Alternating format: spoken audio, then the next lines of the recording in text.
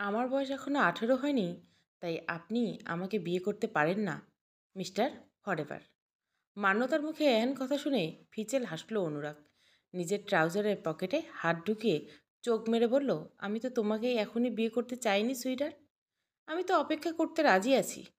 তোমার বয়স 18 হলে আমি তোমাকে বিয়ে করব। আমি এটাও জানি তোমার বয়স 17 বছর 11 মাস 13 দিন। সুতরাং আর 17 দিন পেরোলেই আমি তোমাকে বিয়ে করতে পারবো। মান্যতা দমল না। সে বলল, আমি আপনাকে বিয়ে করব না। কেন সুইটহার্ট? আমি কি খুব খারাপ? আপনি বুড়ো। আপনার বয়স 25+, আর আমি 17 বছরের একটা নাদান মেয়ে। আমি আমার বয়ফ্রেন্ডকে বিয়ে করব। তোমার বয়ফ্রেন্ডের বয়স কত? 19 বছর বয়স। ওর নামটা যেন কি? রাসেল। কেন? এত কম বয়সে যে ছেলেরা প্রেম করে তারা সাধারণত প্লেবয় হয়। সে প্লেবয় হোক আর যেই হোক, তো আপনার মতো আধবুড়ো নয়, তাই আমি ওকেই বিয়ে করব। 25 বছরে কেউ আধবুড়ো হয় কিভাবে? ওইভাবে বলেই দৌড়ে নিজের রুমে চলে এলো মান্যতা। অতঃপর দরজা বন্ধ করে দিল। অনুরাগ মান্যতার এহেন কাণ্ড দেখে হাসতে শুরু করে দিল। আদতে মান্যতা হলো অনুরাগের খালাতো বোন। অনুরাগ যখন অনেক ছোট, তখন তার বাবা মা তাকে নিয়ে ইটালিতে চলে যায়। অনুরাগ সেখানে বেড়ে উঠেছে। বিদেশে বড় হলেও অনুরাগকে দেখে তা বোঝার উপায় নেই। চালচলন, কথাবার্তা সব দিক থেকে তার বাঙালিয়ানা স্পর্শ। সে যেন একদম খাঁটি বাঙালি। বিদেশি সুন্দরী রমণীরা অনুরাগের মন জয় করতে পারেনি। সে চেয়েছে নিজের দেশের কোনো মেয়েকে বিয়ে করতে। এজন্যই তো সে ফিরে এসেছে নিজের জন্মভূমিতে। এখন তার ইচ্ছে এখান থেকে বউ নিয়ে এক্কেবারে ফিরবে। অনুরাগের মা আনিতা খান নিজের বোনজিকে পছন্দ করেছেন নিজের ছেলের বউ হিসাবে। অনুরাগের বাবারও এই সম্পর্কে কোনো আপত্তি নেই। আর বেচারা অনুরাগ তো একেবারেই দেখাতে মান্যতার প্রেমে পড়ে গেছে। তাই সে ভেবে নিয়েছে বিয়ে করলে মান্যতাকে করবে, যে মান্যতা যতই নিমরাজি হোক না কেন। আপন শয়নকক্ষে এসে নিজের ফোনটা হাতে তুলে নিল মান্যতা। এরপর ধীরে সুস্থে ডায়াল করলো কাঙ্ক্ষিত নাম্বারটি। একবার দুবার করে 5বার ফোনের রিং বেজে চলছে, কিন্তু রাসেল ফোন রিসিভ করার নাম নেই। মান্যতার ভীষণ রাগ হতে লাগলো। সে বিড়বিড় করে বলতে লাগলো, রাসেলের বাচ্চা, রাসেল ফোন রিসিভ কর, না হলে তোর একদিন কি আমার 10 দিন। কিছুক্ষণ বাদে রাসেল ফোন রিসিভ করলো। রিসিভ করে ন্যাকা সুরে বলে উঠলো, সরি জান, একটু লেট হয়ে গেছিল, আসলে ওয়াশরুমে ছিলাম। তোর এসব জান টান বাদ দে, নাহলে তোকে গিয়ে ওয়াশরুমের কোমরে চুবাই আসবো। আরে যা। না মানে, দোস্ত তুই এত রেগে যাচ্ছিস কেন? কিছু হয়েছে? কিছু হয়েছে মানে? কি হয়নি সেটা বল। আমার ফ্যামিলি আমার বিয়ে ঠিক করেছে। ভালোই তো, অনেকদিন পর বিয়ের দাওয়াত খেতে পারমু। মেনুতে বিরিয়ানি থাকছে তো? বিরিয়ানি আমি তোর মাথায় বানাবো। আমি পড়ছি বিপদে আর তুই মস্কারা করছিস? আচ্ছা ঠিক আছে, কুল কুল। বল কি সমস্যা? তুই তো জানিস আমি এই বিয়ে করতে পারবো না। না করার কারণ কি দোস্ত? তুই কি কাউকে ভালো টালোবাসিস? হ্যাঁ, আমি ভিনচেন্সকে ভালোবাসি। ভিনচেন্স মানে তোর ওই সিক্রেট সুপারস্টার? হ্যাঁ, যার ভিডিও আমি সবসময় দেখি। কি সুন্দর গান গায়, কি সুন্দর ছবি আঁকে। সে দেখতে নিশ্চয়ই খুব হ্যান্ডসাম হবে। হতেই পারে। হতে পারে না, হবে। আমি ভিনচোকে ছাড়া আর কাউকে বিয়ে করব না। শোন মান্যতা, তোকে একটা কথা বলছি। ওই ভিনচো হলো একটা ইনস্টাগ্রামের সেলিব্রিটি, যার চেহারা পর্যন্ত কেউ দেখেনি। এমনকি সে কোথায় আছে এটা কেউ জানে না। গোটা বিশ্বে তার কোটি কোটি ফলোয়ার, তবুও সে জনসমক্ষে আসে না। তার ব্যাপারে কেউ কিচ্ছু জানে না। তুই শুধু শুধু তার অপেক্ষায় বসে থাকবি কেন বলতো? আমি এত কিছু জানি না, আমার ভিনচোকেই লাগবে। সেটা যে কোনো কিছুর বিনিময়ে হোক না কেন। তুই কিন্তু মরীচিকার পিছনে ছুটছিস। সেটা আমার ব্যাপার, তোকে এসব নিয়ে ভাবতে হবে না। তোকে আমি যেটা বলছি তুই সেটা শোন। তুই প্রস্তুত থাকিস, তোকে যে কোনো সময় আমার কাজে লাগবে। আমাকে তোর কী কাজে লাগবে? আমার সাথে যার বিয়ে ঠিক হয়েছে, মানে আমার খালাতো ভাই, নামটা জানি কি, হোয়াট এভার। আমি এই বিয়ে করব না জন্য তাকে বলছি আমার বয়ফ্রেন্ড আছে, নাম রাসেল। মানে তোর কথাই বলছি। আমি এবার তোর বয়ফ্রেন্ড? কোন জন্মের বয়ফ্রেন্ড? আরে ভাই চুপ করে আগে আমার কথাটা শোন। বল, আমি শুনছি। তোকে আমার খালাতো ভাইয়ের সামনে আমার বয়ফ্রেন্ড হওয়ার নাটক করতে হবে। কি? পাঁচ কি জান লোগি কিয়া? আমি পারবো না। তোকে পারতে হবে, নাহলে আমি কিন্তু জেসমিনকে বলে দিব যে তুই তলে তলে অন্য মেয়েদের সাথে। এই এমন করিস না প্লিজ। তুই তো জানিস আমি কত কষ্ট করে ওকে পটিয়েছি। যদি নিজের ভালো চাস তাহলে আমার কথাটা শোন। ঠিক আছে বোন, ঠিক আছে। তোর কথাই মেনে নিলাম। তুই যা বলবি তাই করবো। তুই শুধু জেসমিনকে কিছু বলবি না। এই তো, এই জন্য বলে সোজা আঙ্গুলে ঘি না উঠলে আঙ্গুল বাঁকাতে হবে। এখন তুই আমার সব কথা মেনে চললে আমি জেসমিনকে কিছু বলবো না। আচ্ছা মান্যতা, একটা কথা বল। তুই কি সত্যি ভিঞ্চের আশায় সবসময় বসে থাকবি? হ্যাঁ। যদি আজীবন তার সাথে দেখা না পাস তবে? তাহলে আমি মৃত্যুর আগ পর্যন্ত তার জন্য ওয়েট করব। কারণ আমি ভিঞ্জুকে নিজের স্বামী মেনে নিয়েছি। তাই তার স্থলে অন্য কাউকে বসানো সম্ভবপর নয়। এসব তো আর আবেগের কথা। আবেগের বয়স আমার নেই। এটা তো আবেগেরই বয়স। তুই, আমি, আমরা সবাই তো আবেগের বয়সে আছি। আমি ডিফারেন্ট। তুই বুঝবি না। আমার মেন্টাল এজ অনেক বেশি। আমি তোর মতো ইমমিচিওর নই। Got it? ইয়া। কল রাখ। দুপুরে লাঞ্চ করতে ডিনার টেবিলে গিয়ে বসলো মান্যতা। তার মা পাতে পোলাও কোরমা তুলে দিল। মান্যতা বুঝলো তার খালার আগমন উপলক্ষে এসব রান্না হচ্ছে। নাহলে তার বাবা যা কৃপণ, মাসে একবারও এমন রাজকীয় খাবার তাদের পাতে পড়ে না। মান্যতা পাশে বসে আছে তার 13 বছর বয়সী ছোট ভাই মুবিন। সে পোলাও সুবাস নিয়ে বলতে লাগে, ইস, যদি খালারা এভাবে প্রতিদিন আসতো তাহলে আমরা প্রতিদিন এমন খাবার খেতে পারতাম।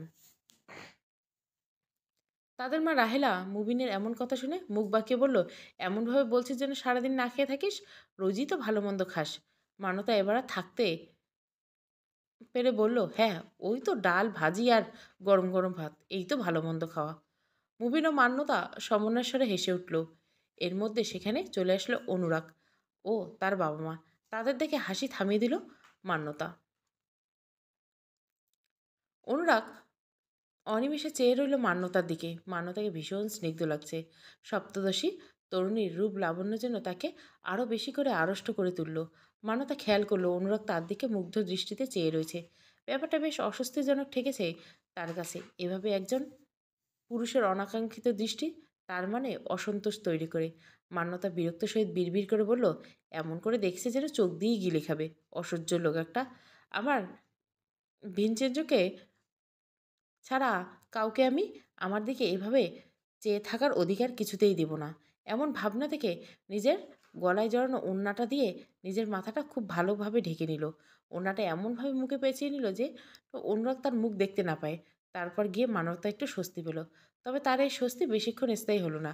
রাহেলা বেগম অনুরাগকে বললেন, তুমি ওখানে দাঁড়িয়ে আছো কেন বাবা? সবাই তো খেতে বসে পড়ছে, তুমি এসো। অনিতা খান নিজের ছেলেকে বললেন, হ্যাঁ তাই তো, তুমি ওখানে দাঁড়িয়ে আছো কেন? এসো বসো এখানে। অনুরাগ সুযোগ বুঝে একদম মান্যতার সামনাসামনি চেয়ারে বসে পড়ল। যার ফলে তার আর মান্যতার চেহারা দেখতে কোনো অসুবিধা হলো না। এই বিষয়টাকে মান্যতাকে ক্ষিপ্ত করে তোলে। কিন্তু সে না পারছিল কিছু সইতে আর না পারছিল কিছু বলতে। মান্যতার মনের অবস্থা ঠিক বুঝতে পেরেছে অনুরাগ। তাই সে মুচকি হাসতে লাগলো আর মনে মনে ভাবলো, এভাবে না চাইতে একসময় তুমি আমার জীবনে জড়িয়ে যাবে সুইডার্ট। ঘড়ির কাঁটা ঠিক 12টা। দেশের বর্তমান চলছে শীতের আমেজ। তাই এই ভর দুপুরে সূর্যিমামা কোনো দেখা নেই। আকাশ ঢেকে আছে ঘন কুয়াশার আস্তরণ। মান্যতার বাড়ি এই রাজশাহীতে, যেখানে স্বাভাবিকভাবে শীতের প্রকোপ বেশি। তাই হাড় কাঁপানো ঠান্ডা থেকে বাঁচাতে মান্যতা কাঁথা গায়ে মুড়িয়ে শুয়ে শুয়ে ফোন চাপছিল। এমন সময় দরজায় কেউ নক করে। মান্যতা বিরক্ত কণ্ঠে বলে, নক না করে ভেতরে আসুন তো। অনুরাগ মান্যতার রুমে প্রবেশ করতে করতে বলে, কারো রুমে নক না করে প্রবেশ করাটাকে অভদ্রতা মানা হয় ইটালিতে। মান্যতা খানিক খোঁচা দিয়ে বলল, একটা মেয়ের ইচ্ছার বিরুদ্ধে তাকে বিয়ে করা বোধহয় আপনাদের ইটালির সভ্যতা। অনুরাগ কিছু বলল না। মান্যতা চাইল অনুরাগের পানে। তার পরনে নেই কোনো শীতের কাপড়।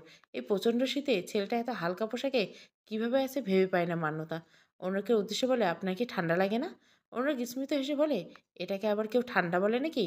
আমার কাজে তো এসবের ঠান্ডা কিছুই না। আমাদের ইটালিতে টেম্পারেচার মাইনাসে নেমে যায়, স্নোফল হয়। তার তুলনায় এখানকার ঠান্ডা তো নস্যি। তাই আমার কাছে কিছুই মনে হচ্ছে না। অথচ আমরা এই শীতে কাবু হয়ে যাচ্ছি। আমার সাথে ইটালিতে চলো, তারপর দেখবে ঠান্ডায় একদম অভ্যস্ত হয়ে যাবে। আমার কোনো ইচ্ছে নেই আপনার ফিটালি যাওয়ার। আপনি জানতো এখান থেকে আমাকে নিয়ে তোমার সমস্যাটা কি মান্যতা? আমি কি পাত্র হিসাবে খুব খারাপ? মান্যতা বিরক্তিতে চ জাতীয় শব্দ উচ্চারণ করে বলল, আমি এত কিছু জানি না। আমি তো আপনাকে বলছি আমি অন্য কাউকে ভালোবাসি। আমার বয়ফ্রেন্ড আছে। তাহলে আপনি বুঝছেন না কেন? ওকে, আমি বুঝছি সবটা। হ্যাঁ বুঝুন। তোমার বয়ফ্রেন্ডের নাম যেন কি বলছিলে? রাসেল। ইয়া, দ্যাটস রাস্কেল। ওর সাথে আমার দেখা করো। কেন? আপনি ওর সাথে দেখা করে কি করবেন? এত প্রশ্নের উত্তর দিতে পারবো না। তোমাকে যা বলছি করো। আদারওয়াইজ আমি কিন্তু। মান্যতা কেন জানি খুব ভয় করতে লাগলো। অনুরাগের কথা শুনে ভীষণ সিরিয়াস লাগছে। যদি কোনো উল্টোপাল্টা কিছু করে দেয়।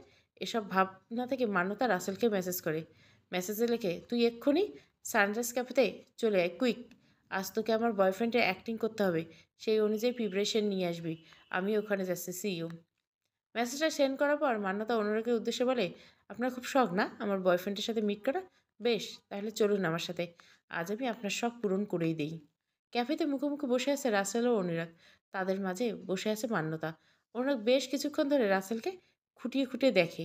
এরপর হঠাৎ করে ভারী কণ্ঠে বলে ওঠে, তুমি তাহলে সেই রাস্কেল? রাস্কেল হতে যাবো কেন? আমি রাসেল। রয় শূন্য রয় আকারে রা, দন্তেশ আকারে সি আকার, আর দন্তেশ রাসেল। বেশি কথা না বলে চুপ করে থাকো স্টুপিড। রাসেল অসহায় চোখে মান্যতার দিকে তাকায়।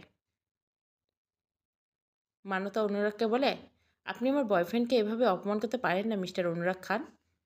আমি কি করতে পারি আর কি করতে পারি না সেটা তুমি এখন বুঝতে পারবে না। এটুকু একটা ছেলে যার নাক টিপলে দুধ বেরোয়, তার সাথে কি না তুমি রিলেশনে গেছো? আচ্ছা, তুমি যখন ওর সাথে রিলেশনে আছো তখন আমি একটা কাজ করি, ওর সাথে তোমার বিয়ের ব্যবস্থা করি। মান্যতা ভয়াত্মক কণ্ঠে বলে, মানে? মানে এক্ষুনি বুঝতে পারবে বলে অনুরাগ রাসেলের উদ্দেশ্যে বলে, এই রাস্কেল মানে রাসেল, তুমি এক্ষুনি তোমার গার্জিয়ানের ফোন নাম্বার দাও। আমি মান্যতার বাবা মাকে ফোন করছি, আজই তোমাদের ভালোবাসার পূর্ণতা প্রাপ্তি হোক। রাসেল এবার বেশ ভয় পেয়ে যায়। মান্যতাকে বলে, এই মান্যতা, তোর খালাতো ভাই এসব কি বলছে? আমাকে কি এখন সত্যি সত্যি তোকে বিয়ে করতে হবে? তাহলে জেসমিনে কী হবে? অনুরাগ বলে, জেসমিনকে? কে এই জেসমিন? ও তোমার আরেকটা গার্লফ্রেন্ড? দেখো মান্যতা, আমি তোমাকে বলেছিলাম না এরকম ছেলেরা প্লে বয় হয়। এখন মিলল তো আমার কথা। এই ছেলে তোমার এত বড় সাহস, তুমি এই বয়সে মেয়েদের জীবন নিয়ে খেলছো? তোমাকে তো আমি, বিশ্বাস করুন ভাই, আমার কোনো দোষ নেই, আমি নির্দোষ। সব দোষ ওই মান্যতার। আমি ওর বয়ফ্রেন্ড টয়ফ্রেন্ড কিছু নেই। আমরা তো জাস্ট ফ্রেন্ড। ও এখন গার্লফ্রেন্ড জাস্ট ফ্রেন্ড হয়ে গেল তাই না? আমার বাইসেপ দেখেছো? এই হাতে দাবাং মার্কা চড় খেলে তোমার সব ফাত্রামি বেরিয়ে যাবে। রাসেল এবার ভয়ে মান্যতার মেসেজ অনুরাগকে দেখে বলে, এই দেখুন ভাই, মান্যতা আমাকে নাটকটা করতে বাধ্য করেছিল, আমি কিছু করিনি। অনুরাগ বাঁকা হাসি দিয়ে মান্যতার দিকে তাকিয়ে বলে, ও তাহলে এই ব্যাপার। মান্যতা চিৎকার করে বলে রে, তুই আসলেও একটা রাস্কেল। দূর হয়ে যা আমার চোখের সামনে থেকে, নয়তো। রাসেল আর বিন্দুমাত্র অপেক্ষা না করে উঠে দাঁড়িয়ে ভৌ দৌড় দেয়। অনুরাগ তখনও হাসতে ব্যস্ত। মান্যতা বেশ বেকায়দায় পড়ে যায়। সেও উঠে যাওয়ার চেষ্টা করে। এমন সময় অনুরাগ তার হাত ধরে তাকে আটকে দিয়ে বলে, এবার আর তোমাকে আমি কোনো সুযোগ দেব না সুইরাট। আমার স্ত্রী হওয়ার জন্য প্রস্তুত নাও। তোমার কোনো নাটক চলবে না। শেষবারের মতো বলছি, বিয়ে করবি কি না বল। নিজের মায়ের মুখে এই প্রশ্ন শুনে স্বাভাবিকভাবে রেগে গেল মান্যতা। এক প্রকার চিৎকার করে বলল, করবো না, আমি করবো না। আর কতবার বলতে হবে তোমায়? এর মধ্যে মান্যতার বাবা মহিউদ্দিন চলে এলেন। তাকে দেখে রাহেলা বেগম বললেন, তুমি তোমার মেয়েকে বোঝাও, ও কিন্তু হাতের লোকে পায়ে ঠেলছে। অনুরাগের মতো ছেলে কিন্তু তোমার মেয়ের জন্য আর একটাও পাবে না। ও বিদেশে সেটেল, ওকে বিয়ে করলে তোমার মেয়ের জীবন সোনায় সোহাগা হবে। মান্যতা মহিউদ্দিনের সামনে বলতে লাগলো, আমি এখন বিয়ে করতে চাই না আব্বু, আমি পড়তে চাই। মানুষের মতো মানুষ হতে চাই, নিজের পায়ে দাঁড়িয়ে তারপর আমি বিয়ে করতে চাই। রাহেলা বেগম রেগে গিয়ে বললেন, তোমার নিজের পায়ে দাঁড়ানো আমি বের করছি। হয় ভালো ভালো বিয়ে করতে রাজি হও, আর নয়তো। মহিউদ্দিন নিজের স্ত্রীকে থামিয়ে দিয়ে বললেন, তুমি চুপ করো রাহেলা, আমি আমার মেয়ের কথাই শুনবো। ও যখন এই বিয়েটা করতে চাচ্ছে না তখন ওকে জোর করা মোটেও ঠিক হবে না। আমি আমার মেয়ের মতের বিরুদ্ধে গিয়ে এই বিয়ে করতে দিতে চাই না। কিন্তু কোনো কিন্তু নাই। আমি এই নিয়ে আর কোনো কথা শুনতে চাই না। আমার যা বলার বলে দিয়েছি। তুমি তো বলেই খেলাস। আমি আপু আর দুলাভাইকে এখন কি বলবো? ওনারা যে অনেক আশা নিয়ে বাংলাদেশে এসেছে যে আমার মেয়ের সাথে ওনারাকে বিয়ে দিবেন। এখন কি আমি ওনাদের মুখের উপর গিয়ে না বলে দিব? তোমাকে কিছু করতে হবে না রাহেলা। যা বলার আমি বলবো। যা ইচ্ছা করো। তোমাদের বাবা-মাকে একসময় এর জন্য পস্তাতে হবে, দেখে নিও। এই বলে রাহেলা বেগম হনহন করে মান্যতার রুম থেকে বেরিয়ে যায়।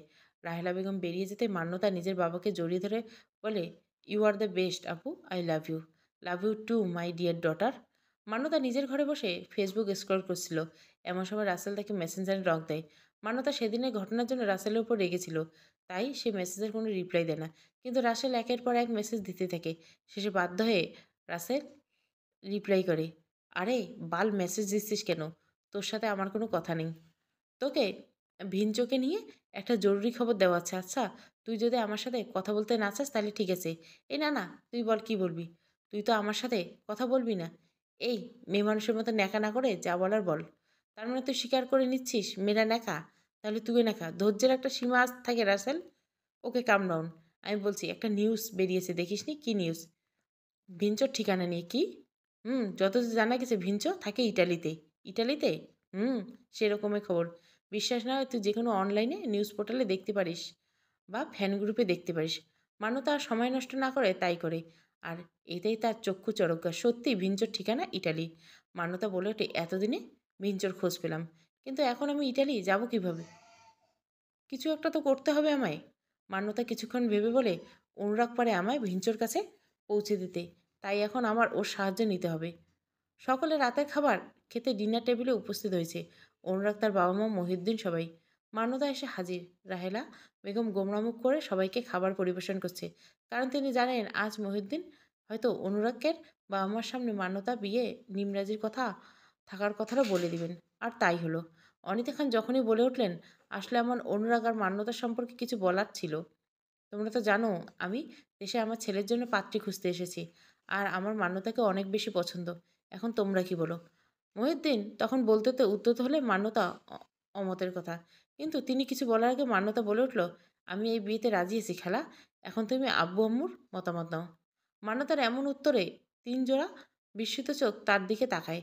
অনিতা খান এবং তার স্বামী খুশি হলেও মহিউদ্দিন, রাহেলা, অনুরাগ এরা তিনজনে মান্যতার হঠাৎ 360 ডিগ্রি টার্ন নেওয়াটা অনেক বেশি অবাক হয়ে যায়। মহিউদ্দিন মান্যতাকে উদ্দেশ্য করে বলে, এটা তুই কি বলছিস মান্যতা? তুই না একটু আগে বললি? আগের কথা বাদ দাও আব্বু, এখন যা বলছি তাই ঠিক। রাহেলা বেগম অবশ্য নিজের মেয়ের উপর এবার বেজায় খুশি হন। মনে মনে বলেন, যাক, মেয়েটার তাহলে সুমতি হয়েছে। অনুরাগ মান্যতার দিকে তাকিয়ে ছিল বিস্মিত নয়নে। যেই মেয়েকে আল অব্দি তাকে বিয়ে করতে নারাজ, যার জন্য সে এত ছলচাতুরি করলো, তার হঠাৎ এমনভাবে বদলে গেল। এদিকে মান্যতা মনে মনে বলছিল, ভিঞ্চোর কাছে পৌঁছানোর জন্য এখন এটাই আমার কাছে একমাত্র পথ। তাই আমাকে নিজের ইচ্ছার বিরুদ্ধে গিয়ে হলেও এই বিয়েতে মত দিতে হবে। অনিতা খান বললেন, সবারই তো যখন বিয়েতে মত আছে, তাহলে শুভ কাজ আর দেরি কেন? দ্রুত কাজী ডেকে দুজনের চার হাত এক করে দেই। রাহেলা বেগম একমত জানিয়ে বললেন, হ্যাঁ তাই হোক। না জানি এই মেয়ে আবার কখন বেঁকে বসে। তার থেকে ভালো দ্রুত বিয়েটা হয়ে যাক। মনে মনে মান্যতা বলল, আমার একটা আর্জি ছিল খালা। হ্যাঁ, জানাও তোমার আর্জি। আসলে ছোটবেলা থেকে আমার ইচ্ছে আমি বিদেশে মাটিতে বিয়ে করব। তাই আমি চাই এই দেশে নয়, ইটালিতে গিয়ে বিয়ে করব। যদি তোমাদের কোনো আপত্তি না থাকে। আপত্তি থাকবে কেন? অনুরোধ, তুমি দেখো তো, মান্যতার পাসপোর্ট ভিসার ব্যবস্থা করতে হবে। আমাদের তো দ্রুত এখান থেকে যেতে হবে। এর কয়েক মাস পর মান্যতার পাসপোর্ট ভিসা পেলে ওকে নিয়ে ইটালিতে যাব। তারপর ওখানে গিয়ে তোমাদের বিয়ের ব্যবস্থা হবে। মান্যতা মনে মনে বলে, একবার শুধু আমাকে ইটালি যেতে দাও, তারপর আমি ঠিক খুঁজে নিব আমার ভিঞ্চোকে। বিয়ে করলে আমি শুধু ওকেই করব, আর কাউকে নেই। মান্যতা রাতে ঘুমানোর জন্য প্রস্তুতি নিতে এমন সময় অনুরাগ তার রুমের বাইরে এসে নক করে বলে, একটু বাইরে আসবে, তোমার সাথে জরুরি কথা আছে। মান্যতা দরজার কাছে গিয়ে বলে, হ্যাঁ বলুন। তুমি কি সত্যি এই বিয়েতে রাজি আছো নাকি বাধ্য হয়ে বিয়ে মত দিচ্ছ? আমি মন থেকে রাজি হয়েছি। কিন্তু তুমি তো কাল অবধি আমি পছন্দ করতে না, তাহলে আজ হঠাৎ কি হলো তোমার? কে বললো আমি আপনাকে পছন্দ করতাম না? আমি তো প্রথম দেখাতে আপনাকে পছন্দ করে ফেলি। সত্যি বলছো? হুম। তাহলে বয়ফ্রেন্ড নিয়ে এমন নাটক করলে কেন? আমি পরীক্ষা নিয়েছিলাম যাতে আপনি 100-তে 200 পেয়ে যেতেছেন। সত্যি তাই? হুম। আমার কেন জানি তোমাকে বিশ্বাস করতে ইচ্ছে করছে। তোমার কাছে শুধু একটাই অনুরোধ, আমাকে ঠকিও না। জীবনে একবার খুব বাজেভাবে ঠকে গেছিলাম, দ্বিতীয়বার ঠকতে চাই না। মান্যতা কিছু না বলে নির্বিকার চিত্তে অনুরাগের দিকে তাকিয়ে থাকে। অনুরাগ বলে, আমি যাচ্ছি, তুমি দরজাটা লক করো। তোর ইটালি যাওয়ার ভিসা হয়ে গেছে মান্যতা, খুব শীঘ্রই তুই ইটালি যেতে পারবি। নিজের মায়ের মুখে এমন কথা শুনে আহ্লাদে আটখানা হয়ে গেল মান্যতা। অবশেষে কয়েক মাস অপেক্ষার পর তার কাঙ্ক্ষিত দিনটি এলো। কয়েক মাস আগে অনুরাগকে ইটালিতে ফিরে যাবার আগে মান্যতা পাসপোর্ট ভিসার ব্যবস্থা করে দিয়ে গেছিল। পাসপোর্ট কিছুদিন আগে পেয়ে গেছিল সে, আজ ভিসাও পেয়ে গেল। এবার নিশ্চিত ভিঞ্চোর দেশে যেতে পারবে মান্যতা। এটা ভাবতে তার ভীষণ আনন্দ হচ্ছে।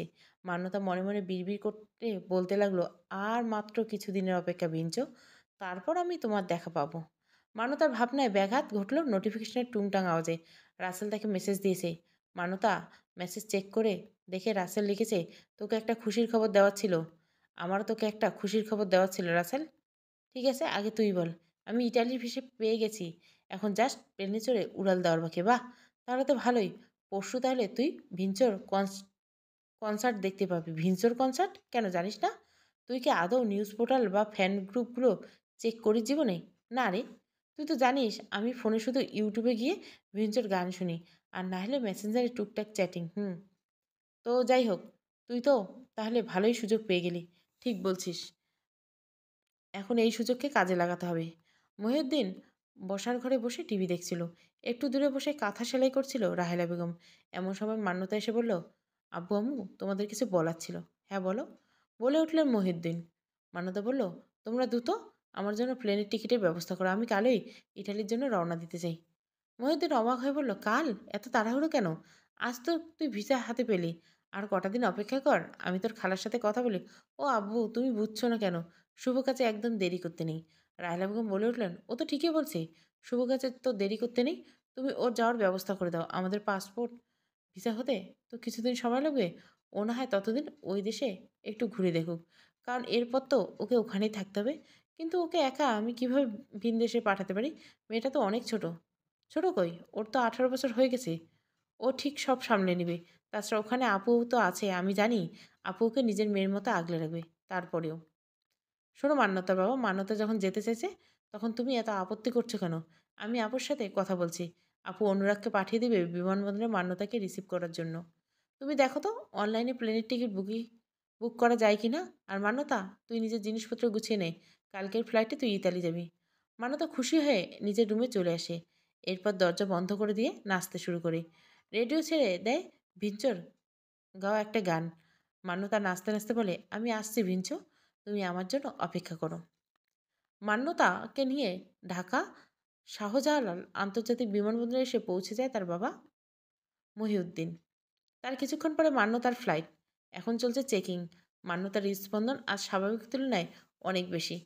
যতবার সে ভাবছে এবার হয়তো সামনাসামনি ভিঞ্চর দেখা পাবে, ততবার তার মনে হচ্ছে আনন্দের জোয়ার বয়ে যাচ্ছে। মান্যতা শুধু অপেক্ষার প্রহর গুনে যাচ্ছে। অবশেষে সেই সময় এলো। কিছুক্ষণের মধ্যে তার ফ্লাইট। সে একটু পরে প্লেনে আরোহণ করবে। এমন সময় মহিউদ্দিন তাকে বলে দিল, সাবধানে থাকবি কিন্তু, ওখানে গিয়ে নিজের খালাখালুর কথা শুনে চলবি। ওখানে কিন্তু সব কিছু তোর অচেনা, তাই একা একা কোথাও যাস না। প্রতিদিন বাসায় ফোন করে কথা বলবি। আম- আমরা কিন্তু চিন্তা করবো। ঠিক আছে বাবা, তোমাকে এত চিন্তা করতে হবে না, আমি সব সামলে নেব। By the way, take care, সাবধানে যাস। দীর্ঘ কয়েক ঘন্টার ফ্লাইট জার্নির পর অবশেষে ইটালির মাটিতে পা রাখলেন মান্যতা।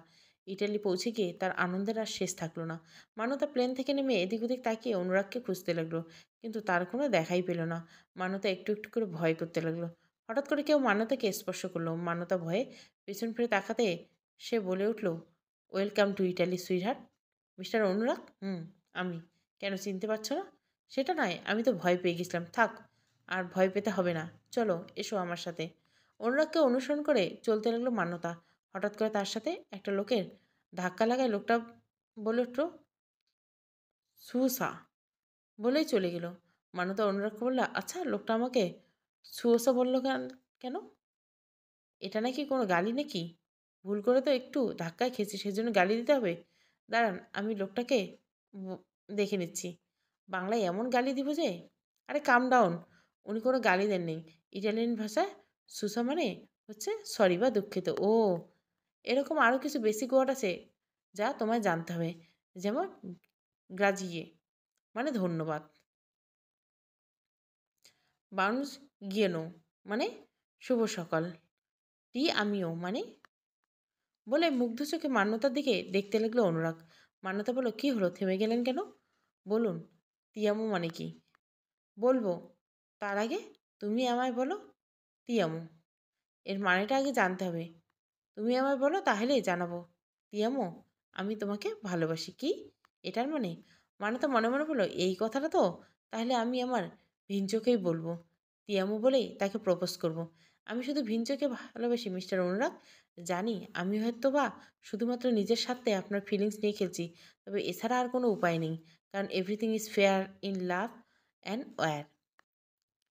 ইটালিতে মান্যতার দ্বিতীয় দিন। আজ মান্যতার বেশ ফুরফুরে মেজাজ, কারণ আজ রাতে রোমে ভিঞ্চর কনসার্ট। সৌভাগ্যবশত অনুরাগরাও রোমের বাসিন্দার। অনুরাগ মান্যতার রুমে এসে বলল, মান্যতা, তুমি কি রোম ঘুরে দেখতে চাও? মান্যতা তো এসব ঘোরাঘুরি নিয়ে কোনো আগ্রহ নেই। সে এখন এখানে এসেছে ভিঞ্চর জন্য।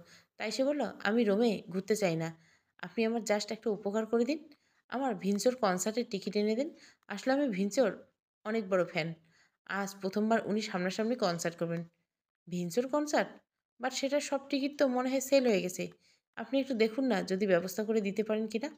আচ্ছা, দেখছি, বলে অনুরাগ বাইরে এসে কাউকে ফোন করলো। তারপর আবার রুমে গিয়ে মান্যতাকে বলল, টিকিটের ব্যবস্থা হয়ে গেছে, চিন্তা করো না, তুমি কনসার্ট দেখতে পারবে। আপনাকে অসংখ্য ধন্যবাদ। রাতে মান্যতা গেল অনুরাগের রুমে তাকে ডাকতে। গিয়ে দেখলো অনুরাগ রুমে গিটার সহ বিভিন্ন বাদ্যযন্ত্র। অনুরাগ ওয়াশরুম থেকে বেরিয়ে মান্যতাকে দেখে বলল, আপনি রেডি তো? হুম।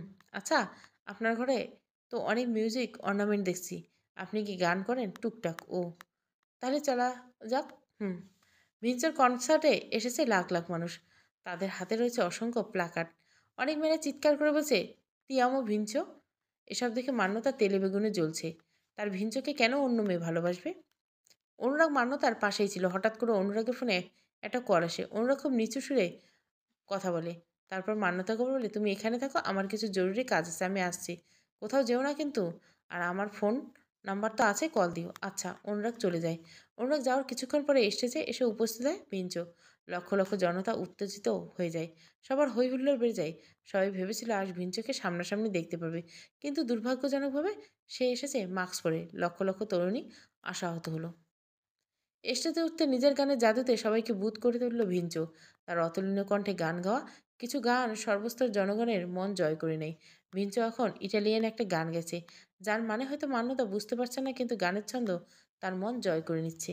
ভিঞ্চোর বলা গানের একটি লাইন তার কানে আটকে যায়, তিয়ামো, সেই প্রিয় শব্দ। মান্যতা তো অপেক্ষায় আছে, কবে সে নিজের ভালোবাসার মানুষকে ভিঞ্চোকে জড়িয়ে ধরে চিৎকার করে বলে, তিয়ামো। মানবতার ভাবনার মধ্যে ভিঞ্চোর গান শেষ হয়ে যায়। ভিঞ্চো তার অনুরাগীদের উদ্দেশ্যে ইতালিয়ান ভাষায় কিছু বলে, যা মান্যতার বোধগম্য হয় না। সে শুধু ভিঞ্চোর মোহনীয় কণ্ঠে বুঁদ হয়ে থাকে। ভিঞ্চোর ভাবনাতে সে এত বিভোর ছিল যে কিছু বুঝতে পারেনি। এর মধ্যে ভিঞ্চো সকলের থেকে বিদায় নিয়ে চলে যায়। লক্ষ লক্ষ জনগণের মধ্যে হঠাৎ করে হুড়োহুড়ি রেগে যায়। মান্যতা হঠাৎ করে তাল সামলাতে না পেরে পড়ে যায়, কিন্তু এত ভিড়ের মধ্যে উঠে দাঁড়াতে পারে না। মান্যতা খুব ভয় করতে থাকে। তার মনে হতে থাকে এতগুলো মানুষের মধ্যে আবার পদদলিত হবে না তো? তাহলে তার ভিঞ্চোর সাথে তার দেখা হবে না। এর মধ্যে কেউ মান্যতার দিকে হাত বাড়িয়ে ধরে। মান্যতা সেই হাতটা ধরে উঠে দাঁড়িয়ে বলে, গ্রাজি, ইতালিয়ান ভাষায় যেই শব্দের অর্থ ধন্যবাদ। তার বিপরীতে দাঁড়িয়ে মধ্যবয়স্ক একটি ব্যক্তি। লোকটাকে দেখে মনে হচ্ছে তিনি ইটালিয়ান। লোকটা ইংরেজিতে মান্যতাকে বলে, do you know Italian? I think that you are foreigner. তুমি কি ইটালিয়ান ভাষা জানো? আমি ভেবেছিলাম তুমি ভিনদেশী। Yes, I little bit. হ্যাঁ, একটু একটু। Are you a big fan of Vinci? তুমি কি ভিঞ্চোর বড় ভক্ত? Yeah, I am his big fan. Do you want to meet with him? Yeah, I want. Okay, let's go with me. I know Vinci. I come introduce you with him. Really? ইয়া, কাম কাম। মান্যতা লোকটিকে বিশ্বাস করে নেয় এবং তার সাথে যেতে থাকে। কিছুদূর যাওয়ার পর লোকটি কাউকে একটা ফোন করে ইটালিয়ান ভাষায় বলে, মিশন কমপ্লিট। আমি এখানে একজন ভিনদেশি বোকামি পেয়েছি। মেয়েটা মনে হচ্ছে ভিঞ্চোর অনেক বড় ভক্ত। ওকে যেই না বলেছি আমি ভিঞ্চোকে চিনি, তার সাথে দেখা করে দিতে পারবো, সেই সাথে নাচতে নাচতে আমার সাথে আসতে রাজি হয়েছে বোকামে। বিপরীত দিক থেকে বলে, এমন বোকা মেয়েদের তো আমাদের দরকার। মেয়েটা সুন্দর আছে তো? মেয়েটা মনে হচ্ছে এশিয়ান। হ্যাঁ, সুন্দর আছে। তাহলে নিয়ে এসো ওকে, বস খুব খুশি হবে। ওনার তো এশিয়ান মেয়ে অনেক বেশি পছন্দ। উনি তো সব কন্টিনেন্টের মেয়েদের পছন্দ করেন, বলে ফিচেল হেসে ফোন রেখে দেয়। অতঃপর মান্যতাকে নিয়ে নিজের সাথে চলতে থাকেন। এদিকে বোকা মান্যতা বুঝতেই পারল না সে কোনো বিপদের দিকে পা বাড়াচ্ছে। 18 বছর বয়সী মেয়েটা দুনিয়ার প্যাঁচ তেমন বুঝতে শিখেনি। সে লোকটার কথাকে সত্য ভেবে নিয়েছে। তাছাড়া লোকটা তখন তাকে সাহায্য করার জন্য লোকটি উপর ভরসা তৈরি হয়েছিল। মেয়েটা ভিঞ্চোর জন্য এতটা পাগল যে ভিঞ্চোর কথা শুনে কোনো কিছু বিবেচনা না করে লোকটার সাথে আসতে রাজি হয়ে গেল। লোকটা একটি গাড়ির সামনে এসে মান্যতাকে সেটিকে চড়তে বলল। মান্যতা জিজ্ঞাসা করলো, গাড়ি করে কোথায় যাব? লোকটা বলল, ভিঞ্চো দূরে একটা রিসোর্ট আছে, তুমি গাড়িতে উঠে বসো, আমি তোমাকে সেখানে নিয়ে যাচ্ছি। আচ্ছা। অনুরাগ যথাযথ স্থানে ফিরে এসে মান্যতাকে দেখতে না পেয়ে বলতে থাকলো, মান্যতা গেল কোথায়? ওকে তো এখানেই থাকতে বলেছিলাম, ভিড়ের মধ্যে আবার কোথাও হারিয়ে গেল না তো? অনুরাগ এদিক ওদিক খুঁজতে মান্যতাকে খুঁজে না পেয়ে ব্যতিব্যস্ত হয়ে পড়ে আর তাকে ফোন লাগায়। অন্যদিকে মান্যতা তখন গাড়ি করে যাচ্ছিল। অনুরাগের কল দেখে সে বিড়বিড় করে বলে, ফোনটা রিসিভ না করাটাই ভালো হবে। এখন ফোন রিসিভ করলে উনি হাজারটা প্রশ্ন করবেন, আমি তখন কী উত্তর দিব? আগে ভিঞ্চোর সাথে দেখা করি, তারপর ওনার সাথে কথা বলে নেব। এদিকে মান্যতা ফোন রিসিভ না করে অনুরাগ চিন্তা করে। সে নিজেকে দোষ দিয়ে বলতে থাকে আমারই ভুল হয়েছে। মান্যতাকে এভাবে একা ছেড়ে দেওয়া উচিত হয়নি। কিন্তু আমার তো এছাড়া আর কোনো উপায় ছিল না। কি করব এখন? না, আমার হাত পা গুটিয়ে বসে থাকলে চলবে না। কিছু করতে হবে। মান্যতার কোনো বিপদ হয়ে গেলে আমি কখনো নিজেকে ক্ষমা করতে পারবো না। মান্যতা একটা রিসোর্টে নিয়ে এসে নামায় মধ্যবয়সী লোকটা। তারপর মান্যতাকে গাড়ি থেকে নামতে বলে। মান্যতা গাড়ি থেকে নেমে তাকে জিজ্ঞাসা করে, আমাকে এখানে নিয়ে এলেন কেন আপনি? ভিঞ্চু কি এখানে আছে? লোকটা সম্মতি জানায়। মান্যতা খুশি হয়ে যায়। আর কিছুক্ষণ পরে সে নিজের স্বপ্নের পুরুষের দেখা পেতে চলছে। লোকটা অন্য একটা লোকের হাতে মান্যতাকে তুলে দিয়ে বলেন, ইনি তোমার ভিঞ্চু অবধি নিয়ে যাবে। মান্যতা খুশি হয়ে লোকটার সাথে যেতে রাজি হয়। মান্যতা যেতে নিতে লোকটা বাঁকা হেসে বলে, বোকা মেয়ে, এবার তুমি আমাদের বসের শিকার হবে। কুচকুচে কালো অন্ধকারে একটি রুম, সেই রুমে বসে আছে সাদা ধবধবে ভেনাস। তার হাতে শোভা পাচ্ছে সুরা। তার চারিপাশে ছড়িয়ে ছিটিয়ে আছে কয়েকজন রমণী, যাদের পরনে খুব অশোভন বস্ত্র। কয়েকজন নারী ভেনাসের চারপাশে ঘুরপাক খাচ্ছে, তো কেউ আবার তার মুখে সুরা তুলে দিচ্ছে।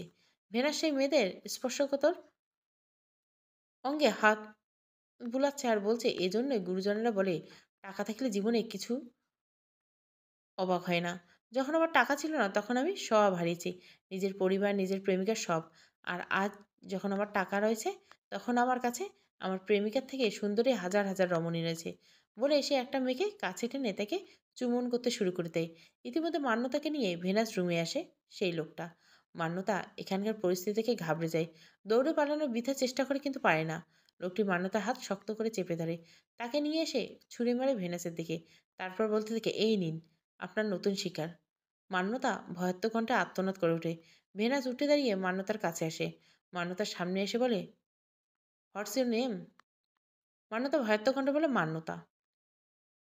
Your name is so beautiful and you are more beautiful. Manyata কেঁদে উঠল। তাকে কাঁদতে দেখে ভেনাস বলে, হোয়াই আর ইউ ক্রাইং? মান্যতা কিছু না বলে কাঁদতে থাকে। সে বুঝতে পারে অনেক বড় বিপদে পড়ে গেছে। মান্যতাকে কাঁদতে দেখে হকচকিয়ে তাকিয়ে রইল ভেনাস। নিজের ম্যানেজারকে উদ্দেশ্য করে বলল, ও এভাবে কাঁদছে কেন? ও কি এখানে নিজের ইচ্ছায় এসেছে, না তুমি ওকে জোর করে নিয়ে এসেছো? আমি জোর করি স্যার। উনি নিজের ইচ্ছেতে এখানে এসেছে, তাহলে উনি কাঁদছেন কেন? মান্যতা বলে, আমাকে ঠকিয়ে এখানে নিয়ে আসা হয়েছে। আমি ভিঞ্চোর কনসার্টে ছিলাম। সেখান থেকে একজন লোক আমার সাথে ভিঞ্চোর দেখা করিয়ে দেবার কথা বলে এখানে নিয়ে আসে। আমাকে দয়া করে এখান থেকে যেতে দিন। আপনি তো আমার ভাইয়ের মতো, নিজের বোনের কোনো ক্ষতি করবেন না প্লিজ। বোনের কথা শুনে ভেনাস আবেগপ্রবণ হয়ে পড়ে। তার মনে পড়ে যায় নিজের বোনের কথা। তারও তো একটা সুন্দর পরিবার ছিল, মা বাবা বোন সবাই ছিল। কিন্তু হঠাৎ আসা এক ঝড়ে তার পুরো জীবন যেন বদলে গেল। অতীত থেকে বেরিয়ে আসা ভেনাস রাগী চোখে তার ম্যানেজারের দিকে তাকিয়ে বলল, তোকে এজন্যই রেখেছি আমি? এভাবে প্রতারণা করে মেয়েদের ধরে আনছো কেন তুমি? তোমাকে না বলছি, একেবারে বলছি, যেসব মেয়েরা স্বেচ্ছায় টাকার বিনিময়ে আসতে রাজি হবে তাদেরকে নিয়ে আসবে, তাহলে এসব কি? আমি কিছু জানি না স্যার। এরিয়েল এই মেয়েটাকে নিয়ে এসেছে। ও তো বললো মেয়েটা স্বইচ্ছায় এসেছে। আর তাছাড়া মেয়েটার ব্যবহার দেখেও তো আমার মনে হয়েছিল যে ও জেনে বুঝে এখানে এসেছে। মান্যতা কাঁদতে কাঁদতে বলল, আমি তো ভেবেছিলাম এখানে এসে ভিঞ্চোর সাথে দেখা করব, তাই তো এত স্বাভাবিক ছিলাম। ভেনাস এবার ম্যানেজারকে আদেশের সুরে বলে, এই মেয়েটাকে শ্মশানে ওর বাড়িতে পৌঁছে দাও। অতঃপর মান্যতার দিকে তাকিয়ে বলে, তুমি আমায় ভাই বলেছ, তাই আমিও তোমাকে নিজের বোন মনে করে একটা পরামর্শ দিচ্ছি। এভাবে অচেনা কাউকে বিশ্বাস করো না। পৃথিবী অনেক জটিল জায়গা। এখানে তো আপনজনেরাই বিশ্বাস করা যায় না, সেখানে অচেনা মানুষ এত দূর। আর যদি ওই এরিয়াল তোমায় আমার কাছে না নিয়ে এসে অন্য কোথাও নিয়ে যেত, তাহলে কি হতো একবার ভেবে দেখেছো? যাই হোক, তুমি এখন সাবধানে নিজের বাড়িতে যাও। মান্যতা কৃতজ্ঞতা সূচক দৃষ্টিতে ভেনাসের দিকে তাকায়। আপনাকে অনেক ধন্যবাদ। আপনি সত্যিই একজন ভালো মানুষ। আমি আপনাকে নিজের ভাইয়ের মতো দেখব। আমি মোটেও ভালো মানুষ নই, তবে তোমার ভাই হতে কোনো আপত্তি নেই। আমার একটা বোন ছিল ঠিক তোমার মতো। ছিল মানে এখন আর নেই। মান্যতার মুখে এমন প্রশ্ন শুনে তেলেবেগুনো জ্বলে ওঠে ভেনাস। নিজের ম্যানেজারের দিকে তাকায় ক্ষিপ্ত দৃষ্টিতে। ভেনাস ম্যানেজারের কে মান্যতাকে বলে, দ্রুত আমার সাথে চলো, স্যার রেগে আছেন। মান্যতা চলে যেতে থাকে। ভেনাস চোখ বন্ধ করে বলে ওঠে, আমার সব ছিল সব। সব হয়তো আজও ঠিক থাকুক, যদি আমি ভুল মানুষকে ভালো না বাসতাম। ভেনাস ম্যানেজার মান্যতাকে অনুরাগদের বাড়ির সামনে নামিয়ে দিয়ে চলে যায়। মান্যতা অনুরাগদের বাড়িতে প্রবেশ করে। মান্যতাকে দেখে এগিয়ে আসেন অনিতা খান। তিনি এসে বলেন, তুমি কোথায় চলে গেছে মান্যতা? অনুরাগ বলল, কনসার্টে গিয়ে নাকি তুমি হারিয়ে গেছে। ছেলেটা চারিদিকে পাগলের মতো তোমায় খুঁজছে। আমি আসলে অনেক লোকের মাঝে হারিয়ে গেছিলাম খালা। তারপর কয়েকজন মানুষ সাহায্য নিয়ে এখানে ফিরলাম। তোমার ফোন কোথায়? তোমাকে নাকি অনুরাগ ফোন করেছিল? তখন ভিড়ের মধ্যে ফোন রিসিভ করতে পারিনি। আর পরে ফোনের চার্জ ছিল না। ও আচ্ছা, তুমি নিজের রুমে যাও। আমি অনুরাগকে তোমার ফেরার সংবাদটা দেই। না জানি ছেলেটা তোমায় কোথায়, কোথায় খুঁজে চলছে। মানতা মনে, মনে বলল, এই মিথ্যে বলা ছাড়া আমার আর কোনো উপায় ছিল না। সত্যি বললে সবাই খুব চিন্তা করতেন। বাড়িতে এসব জানাজানি হলে আব্বু আমায় আবার দেশে ফিরিয়ে নিতে চাইতো। তাহলে তো ভিন চোখে পাওয়া শেষ আশাও আমার নাসাদ হয়ে যেত। হন্তদন্ত হয়ে বাড়ি ফিরে অনুরাগ বাড়িতে এসে সোজা চলে যায় মান্যতার রুমে। মান্যতা সবে ফ্রেশ হয়ে ওয়াশরুম থেকে নিজের রুমে প্রবেশ করে অনুরাগকে রুমে এসে মান্যতাকে জড়িয়ে ধরে বলে, কোথায় চলে গিয়েছিলে তুমি? জানো আমি কতটা ভয় পেয়ে গেছিলাম। আপনি শান্ত হন, আমি একদম ঠিক আছি। সব আমারই দোষ। আমার উচিত হয় না তোমাকে তখন ওভাবে একা ছেড়ে যাওয়া। আপনি নিজের দোষ দিবেন না। এখন থেকে তোমাকে আমি এক মুহূর্তের জন্য একা ছাড়বো না মান্যতা। খুব শীঘ্রই তোমাকে নিজের করে নেব সুইটার। বেশ কয়েকদিন পর সকালে ঘুম থেকে উঠে ব্রেকফাস্ট করতে নিচে নামতে চরম পর্যায়ে অবাক হলো মান্যতা। তার বাবা মা ইটালিতে। মান্যতা তাদের সামনে গিয়ে হতবাক গলায় বলে, তোমরা? মহিউদ্দিন বলে, কি চমকে দিলাম তো? আবু আম্মু তোমরা আসবে আমাকে জানাওনি কেন? রাহেলা বেগম বলে ওঠে, আগে থেকে জানালে কি তোমাকে এভাবে সারপ্রাইজ দিতে পারলাম? ও, তোমরা তার মানে আমাকে সারপ্রাইজ দেওয়ার জন্য এভাবে চলে এসেছো? ওরা পেছন থেকে বলে উঠল, এর থেকে বড় সারপ্রাইজ আজ তোমার জন্য অপেক্ষা করছে। সারপ্রাইজ? আর কি সারপ্রাইজ? সেটা আজ সন্ধ্যাতে জানতে পারবে। অনুরাগের কথা ধন্দে পড়ে গেল মান্যতা। অনিতা খান বলে উঠল, মেয়েটাকে আর চিন্তার মধ্যে রেখো না অনুরাগ। ওকে সত্যি বলো। মান্যতা, আজ সন্ধ্যায় তোমার আর অনুরাগকে এনগেজমেন্ট। কি এনগেজমেন্ট? হুম। কি খুশি হওনি তুমি? মান্যতা ভীষণ চমকে যায়। ভিঞ্চুকে ছাড়া আমি আর কারোর সাথে এনগেজমেন্ট হতে দিতে পারি না। আমি ভিঞ্চু ছাড়া আর কারো না। এই এনগেজমেন্টটা আমার আটকাতেই হবে। নিজের রুমে বসে এসব বিড়বিড় করছিল মান্যতা। এমন সময় অনুরাগ তার দরজায় টোকা দিয়ে বলে, ভিতরে আসতে পারি? হ্যাঁ আসুন। অনুরাগ রুমে এসে মান্যতার দিকে একটা শপিং ব্যাগ তুলে দিয়ে বলে, এটা খুলে দেখো, তোমার জন্য অনেক সুন্দর একটা গিফট আছে। মান্যতা শপিং ব্যাগ খুলে লাল রঙের খুব সুন্দর একটা গ্রাউন্ড দেখতে পায়। অনুরাগ জিজ্ঞাসা করে, পছন্দ হয়েছে? মান্যতা মাথা নাড়ায়। তাহলে আজ এনগেজমেন্টে এটাই পরো। তোমাকে অনেক সুন্দর লাগবে এটা পরে, অপেক্ষায় থাকবো। বলে স্মিত হেসে চলে যায় অনুরাগ। মান্যতা গ্রাউন্ডটা সাইডে রেখে বলে, এখন কি আর এই এনগেজমেন্ট আটকানোর কোনো উপায় নেই? উফ, কি করব কিছু বুঝতে পারছি না। এখন সব কিছু আল্লাহর হাতে। আল্লাহ, তুমি আমায় অনেক সাহায্য করছো। আর একটু সাহায্য করে দাও না। এখন কিছু করো যাতে এই এনগেজমেন্টটা বাতিল হয়ে যায়। আমি মন থেকে এই এনগেজমেন্টটা মানতে পারবো না। কারণ আমি যে অন্য কাউকে ভালোবাসি, তার জন্যই তো এত কিছু করা। একে একে অনেক গেস্ট এসে হাজির। আজকের সন্ধ্যা খুব স্পেশাল। আজ অনুরাগ মান্যতার এনগেজমেন্ট। অনুরাগ আজ কালো রঙের ফর্মাল কোট আর জিন্স প্যান্ট পরেছে। সে কিছু সময় পরেই সিঁড়ির দিকে তাকাচ্ছে। তার মন উসখুস করছে কখন নিজে প্রেয়সীকে দেখতে পারবে। তার অপেক্ষার অবসান ঘটিয়ে অবশেষে মান্যতা তার দেওয়া লাল গ্রাউন্ড পরিয়ে নিচে নিয়ে আসেন অনিতা খান। মান্যতার দিকে মুগ্ধ দৃষ্টিতে অপলক তাকিয়ে থাকে অনুরাগ। কেন যেন এক জাদুতে মুগ্ধ। মান্যতা এগিয়ে আসে। এনগেজমেন্টের কার্যক্রম শুরু হয়। মান্যতাকে অনিচ্ছা সত্ত্বেও সব করতে হয়। মান্যতাকে পরানোর জন্য একটা রিং হাতে তুলে দেয় অনুরাগ। মান্যতা অনিচ্ছাকৃত হাত বাড়িয়ে দিয়ে চোখ বন্ধ করে বলে, এছাড়া আমার আর কোনো উপায় নেই। এবার মনে হয় এনগেজমেন্টটা হয়ে যাবে। অনুরাগ মান্যতাকে রিং পরাতে যাবে এমন সময় সেখানে হাজির হয় এক ভিনদেশি তরুণী। পরনে তার খুব ছোট একটা স্কার্ট, চুলে লাল রং। মেয়েটা এসে বাঁকা হেসে বলে, দাঁড়াও অ্যানি, আমাকে ছাড়া তোমার এনগেজমেন্ট কিভাবে হতে পারে? অনুরাগের মনোযোগ সরে যায়। সে তরুণীর দিকে তাকিয়ে অবাক কণ্ঠে বলে, ম্যানিলা তুমি? ম্যানিলা দৌড়ে ছুটে এসে অনুরাগকে আলিঙ্গন করে মিহি কণ্ঠে বলে, আমাকে ভুলে গেলে অ্যানি? আমাকে না জানিয়ে এভাবে এনগেজমেন্ট করছো? অনুরাগ কিছুটা অপ্রস্তুত হয়ে মান্যতার দিকে তাকায়। মান্যতা কিছু বুঝতে না পারে থতমত খেয়ে তাকিয়ে আছে। অনুরাগ ম্যানিলাকে বলে, তুমি আসবে আগে জানে না তো? নিউ ইয়র্ক থেকে কবে ফিরলে? আজকেই ফিরলাম। এসে সোজা তোমাকে সারপ্রাইজ দেওয়ার জন্য এখানে চলে আসলাম। এখানে এসে তো আমি সারপ্রাইজ হয়ে গেছি। কথাটা বলে অনুরাগকে ছেড়ে দেয় ম্যানিলা। অনুরাগ স্বস্তির নিঃশ্বাস নেয়। যদিও বিদেশে এটা খুব স্বাভাবিক, এভাবে ছেলে-মেয়ে বন্ধুরা একে অপরকে আলিঙ্গন করতেই পারে। কিন্তু মান্যতা ব্যাপারটা যেন কেমন ভাবে নাই, সেটা নিয়ে ধন্দে ছিল অনুরাগ। তাই কিছুটা অপ্রস্তুত হয়ে মান্যতার দিকে তাকিয়ে স্মিত হাসে। ও আমার বেস্ট ফ্রেন্ড ম্যানিলা। ও নিউ ইয়র্কে একজন ফ্যাশন ডিজাইনার হিসেবে কাজ করে। ও অনেক ভীষণ ব্যস্ত। তো তাই ওকে এই ব্যাপারে কিছু জানাইনি। ভেবেছিলাম বিয়ের ইনভিটেশন কার্ড এক্কেবারে ধরিয়ে দেবো। কিন্তু আমি আগেই চলে এলাম অনুরাগ। যাই হোক, এখন যখন আমি এসেই গেছি, তখন আর কোনো সমস্যা হবে না। তোমরা এনগেজমেন্ট কন্টিনিউ করো। অনুরাগ মান্যতার হাতে এনগেজমেন্ট রিং পরিয়ে দেয়। বাইরে নিজের হাসি খুশি প্রকাশ করলেও এই দৃশ্য দেখে ম্যানিলার অন্তর্দহন শুরু হয়ে সে দাঁতে দাঁত চেপে সব সহ্য করে। মনে মনে বলে, আমি ছাড়া তুমি আর কারো হবে না অনুরাগ, কারো না। তোমাকে পাওয়ার জন্য আমি অনেক কিছু করেছি, অনেক নিচে নেমেছি। এবার না হয় আরও নিচে নামবো। মহিউদ্দিন ও রাহেলা বেগম এর মধ্যে বচসা লেগেছে। বিতর্কের কারণ ম্যানিলা। মহিউদ্দিন বলে চলেছেন, তোমার বোনের ছেলে ওই বান্ধবীকে আমার মোটেও সুবিধা লাগছে না। এজন্য আমি এই বিয়েতে রাজি হতে চাইনি।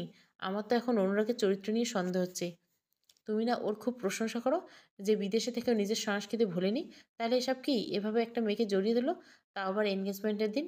তুমি ভুল বুঝছো। অনুরাগ মেয়েটা মোটেও ওই মেয়েটাকে জড়িয়ে ধরেনি। ওই মেয়েটাই তো। তাছাড়া এখানে তো স্বাভাবিক ব্যাপার, এটা তো আর বাংলাদেশ নয়। ঠিক আছে, তুমি যখন আমার কথার কোনো গুরুত্ব দিচ্ছ না, তাহলে নিজেরা যা ভালো মনে হয় করো। ঠিক আছে, আমি তোমাকে বলে দিচ্ছি, পরবর্তীতে যদি আমাদের মেয়েকে কোনোভাবে এসবের জন্য সাফার করতে হয়, তাহলে আমি কিন্তু তোমাকে ছেড়ে কথা বলবো না। মান্যতার কানে হেডফোন লাগিয়ে ভিঞ্চির গান শুনছিল। এমন সময় তার রুমে অনুরাগ আসে। সে এসে বলে, মান্যতা, আমি আর ম্যানিলা আজ একটু বাইরে ঘুরতে যাচ্ছি, তুমি চলো আমাদের সাথে। মান্যতা কান থেকে হেডফোন নামিয়ে বলে, কি বললেন? অনুরাগ আবারও নিজের কথা পুনরাবৃত্তি বলে। মান্যতা উত্তর বলে, আপনারা যান, ঘুরে আসুন, আমার যেতে ইচ্ছুক নেই। অনুরাগ তবুও জোর করতে থাকে, কারণ সে চায় না ম্যানিলাকে নিয়ে মান্যতার মনে মনে কোনো সন্দেহ তৈরি করুক। অনুরাগের জেদের কাছে অবশেষে নতি স্বীকার করতে মান্যতা যেতে রাজি হয় অনুরাগ ও ম্যানিলা। ম্যানিলা বাইরে দাঁড়িয়ে অনুরাগের জন্য অপেক্ষা করছে। অনুরাগ মান্যতাকে সাথে আসতে দেখে ভীষণ রেগে যায় ম্যানিলা। বিড়বিড় করে, উফ, এই ঝামেলাটা আবার কেন এসেছে? এই ঝামেলাকে আমায় দূর করতে হবে, নাহলে আমি অনুরাগকে কিছুতেই পাবো না। অনুরাগ ম্যানিলার সামনে এসে বলে, মান্যতা যাবে আমাদের সাথে। ম্যানিলা জোরপূর্বক হেসে, ভালোই তো, ও আমাদের রোম শহর ঘুরে দেখুক। তিনজনে মিলে রোমের কলোসিয়ামে এসে হাজির হয়। মান্যতা এসবে তেমন আগ্রহ নেই, তাই সে চুপচাপ আসে। অনুরাগ বেশ আগ্রহ দেখাচ্ছিল। অন্যদিকে ম্যানিলার মনে আগুন জ্বলছিল। সে শুধু মান্যতাকে কিভাবে তাদের মাঝ থেকে দূর করা যায় সেটাই ভাবছিল। ক্যালোসিয়ামে ঘোরা শেষ করে তারা সবাই গাড়ি করে রওনা দেয়। মাঝপথে একটা ইটালিয়ান রেস্টুরেন্টে নামে তারা। অনুরাগ একটা জরুরি ফোন কল আসলে সে কথা বলতে বাইরে যায়। এই মুহূর্তে ম্যানিলা মান্যতাকে জিজ্ঞাসা করে, বলো কী খাবে, আমি অর্ডার করে দিচ্ছি। যা ইচ্ছা অর্ডার করেন, শুধু দেখবেন তাতে যেন চিংড়ি না থাকে। আসলে আমার চিংড়ি মাছে অ্যালার্জি, এটা খেলে আমার অবস্থা খারাপ হয়ে যায়। ম্যানিলা যেন নিজের হাতের অস্ত্র পেয়ে গেল। মনে মনে বলে, তাহলে তো তোমার খারাপ অবস্থা করার ব্যবস্থা করতে হবে। মেনলি একজন ওয়াটারকে দেখে এনে খাবার অর্ডার দেয়, যেটা চিংড়ি দিয়ে বানানো। কিন্তু চিংড়ি এমনভাবে সুপ্ত অবস্থা থাকবে তা বোঝার উপায় নেই। তার মধ্যে অনুরাগ চলে আসে। ওয়েটার এসে খাবার দিয়ে যায়। সবাই খাওয়া শুরু করে। মান্যতা খেতে শুরু করে। মেয়েলা কাউন্টডাউন শুরু করে দেয়, 1 2 3। তারপর কাউন্টডাউন শেষ হতে না হতে মান্যতা কাশতে শুরু করে। অতঃপর হাত পা চুলকানো শুরু করে দেয়।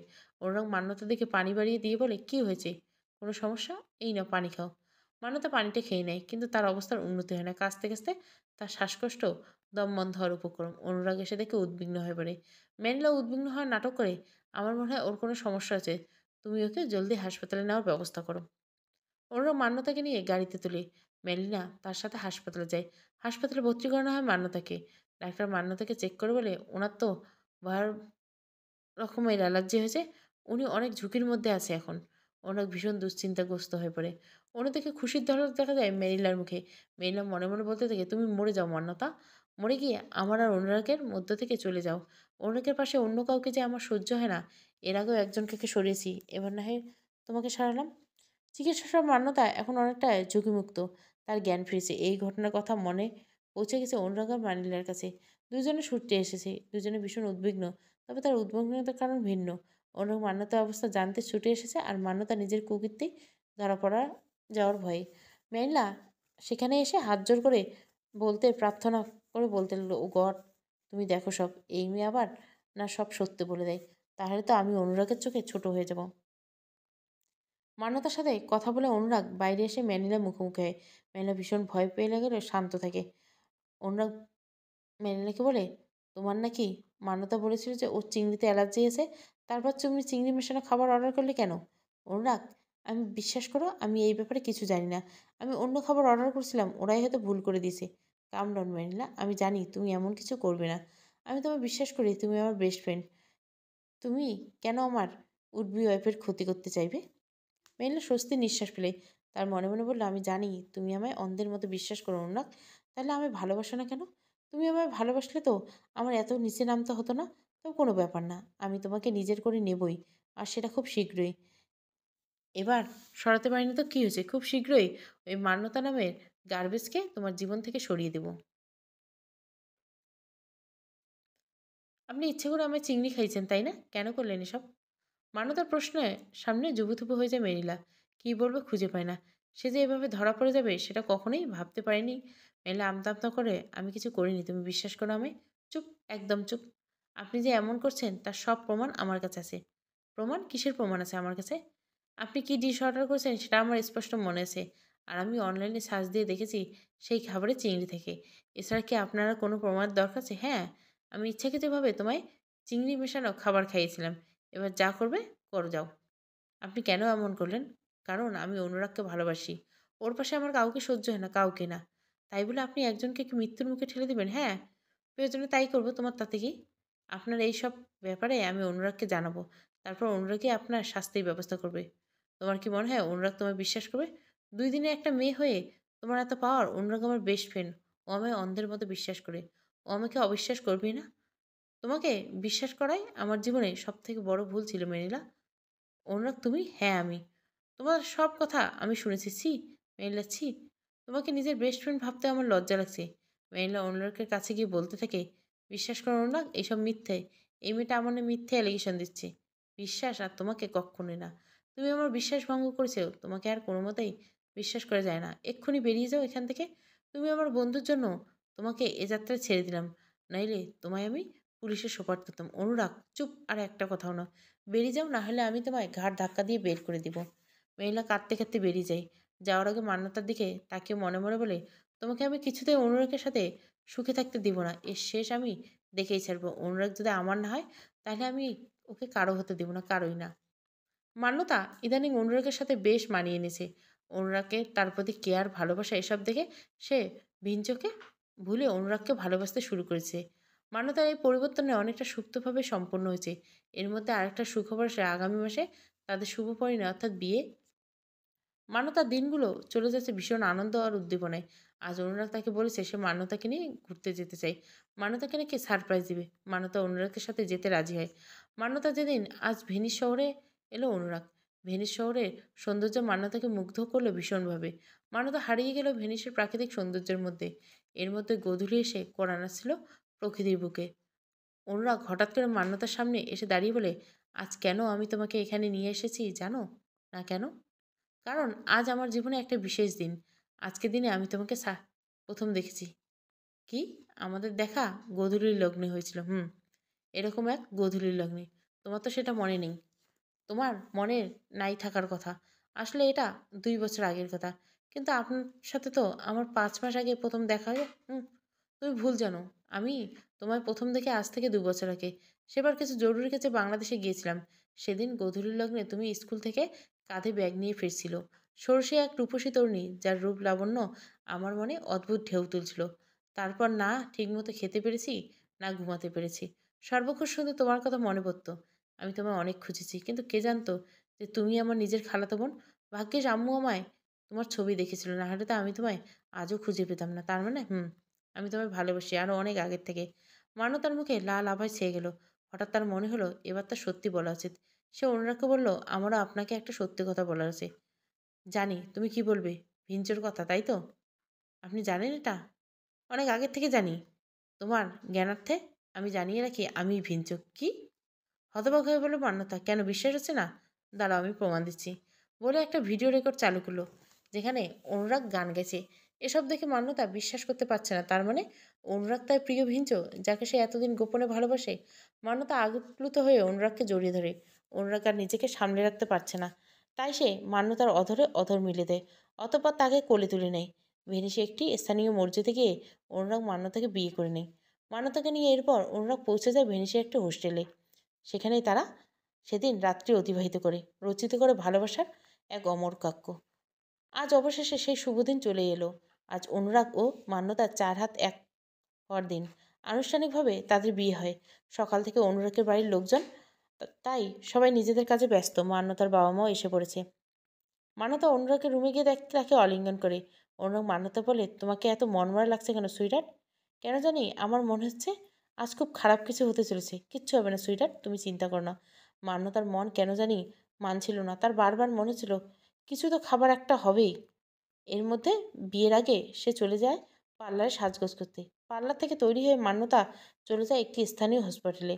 অনেক দিন থেকে তার মন খুঁতখুত করছিল, তাই সে আজ সত্যিটা নিশ্চিত করতে এখানে এসেছে। মান্যতা চেক আপের পর বাড়ির উদ্দেশ্যে রওনা হয়। সে যেটা ভেবেছিল সেটাই হয়েছে, রিপোর্ট পজিটিভ। মান্যতা ফোন লাগায় অনুরাগকে।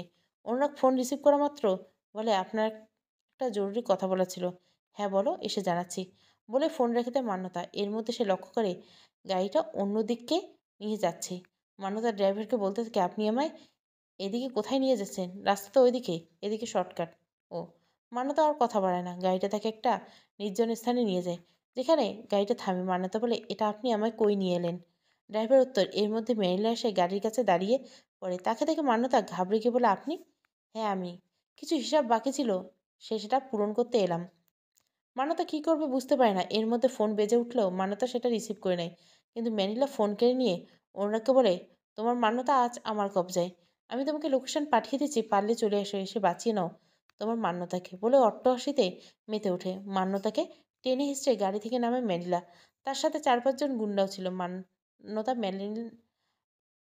মেলিনা মান্যতা চুলের মুঠি ধরে তাকে চড় মারতে থাকে। মান্যতাকে কষ্ট দেওয়ার জন্য একটা ব্লেড দিয়ে মান্যতার চোখে মুখে ইচ্ছে মতো আচার দিতে থাকে। মান্যতা আত্মনাতে সব কেঁপে ওঠে। মেরিলা যেন সাইকো হয়ে ওঠে। এখনও সে শান্তি পায় না। একটা কলম হাতে নিয়ে মান্যতার ডান চোখে আঘাত করে চোখ আউলে দেয়। তারপর মান্যতার পায়ে ভারী কিছু দিয়ে আঘাত করে। মান্যতা হাত করাতে থাকে। মান্যতা অনুনয় বিনয় করতে, প্লিজ আমায় মেরো না, আমি অনুরাগের সন্তানের মা হতে চলেছি, আমার বাচ্চার জন্য হলে আমায় বাঁচতে দাও। এই কথা মান্যতাকে আরও বেশি ক্ষিপ্ত করে তোলে। মেলিনা হাতে একটা রড তুলে নিয়ে মান্যতার পেটে ঢুকিয়ে দেয়। মান্যতার মুখ দিয়ে একদলা রক্ত বেরিয়ে আসে। মেরিনা এতেও ক্ষান্ত হয় না। এক এক করে 10 বার মান্যতার পেটে রড ঢুকিয়ে দেয়। মান্যতা ততক্ষণে নিস্তেজ হয়ে পড়ে, তার পরাণ পাখিটা উড়াল দিচ্ছে। তাও মেরিনা থামছে না। অনেকক্ষণ পর গিয়ে মেরিনা থামে। ততক্ষণে অনুরাগ পুলিশ নিয়ে সেখানে এসে উপস্থিত হয়। সকলে এই ভয়াবহ হত্যাযজ্ঞ থেকে থমকে গেছে। অনুরাগ মান্যতার কাছে যেতে দিলে পুলিশ তাকে বাধা দেয়। অনুরাগ আকাশ বাতাস কাঁপিয়ে কাঁদতে থাকে, চিৎকার করে মেরিলার উদ্দেশ্যে বলে, এটা কি করলি তুই? কেন করলি? তোমায় ক্ষমা করে দেওয়াই আমার জীবনের সবথেকে বড় ভুল ছিল, যার জন্য আমার মান্যতা। আমি তোমাকে এর শাস্তি দিব। তোমার শাস্তি দিতে হবে না, আমি নিজেই নিজের শাস্তি দিব। আমি তো এটাতে খুশি যে মান্যতা তোমার হয়নি। বলেই একটা বন্দুক বের করে নিজের কপালে চালিয়ে দেয়। সাথে সাথে মৃত্যুর কোলে ঢলে পড়ে সে। অনুরাগ মান্যতার নিথর দেহর দিকে তাকিয়ে থাকতে থাকে। পুলিশ তাকে তার মান্যতার কাছে যেতে বাধা দিচ্ছে, কিন্তু অনুরাগ জানে সে ডাকলে তার মান্যতা আর সাড়া দিবে না, থাকতেই পারবে না। পুলিশ অনুরাগকে মান্যতার পাশে যেতে দিল না। মান্যতার দেহটা নিয়ে চলে গেল। অনুরাগ সেখানেই পড়ে এলো। হঠাৎ করে তার সামনে একটা কাগজ উড়ে এলো। মান্যতা কাগজটা কুড়িয়ে দেখে এটা প্রেগনেন্সি টেস্টের রিপোর্ট, রিপোর্ট পজিটিভ। তাহলে কিন্তু মান্যতা তাকে এটাই জানাতে চেয়েছিল। অনুরাগ আরও বেশি কষ্ট পেতে লাগলো। তার মান্যতা, তার অনাগত সন্তান দুজনকে সে হারিয়ে ফেলল নিজের একটা ভুলের জন্য। ম্যানিলাকে ক্ষমা না করে দিলে হয়তো তাকে আর এই দিনটা দেখতে হতো না। প্রভু, ক্ষমা একটা মহৎ গুণ হতে পারে, কিন্তু সবাইকে ক্ষমা করতে নেই। কিছু কিছু মানুষকে ক্ষমা করে দিলে পরবর্তীতে তারা আপনার জীবনে এমন অপূরণীয় ক্ষতি করে দিয়ে যাবে, যা আর কখনোই পূরণ হবার নয়। সমাপ্ত। গোধূলির লগ্নে দেখা। গল্পটা ভালো লাগলে অবশ্যই লাইক, শেয়ার এবং সাবস্ক্রাইব করবেন। Thank you for watching.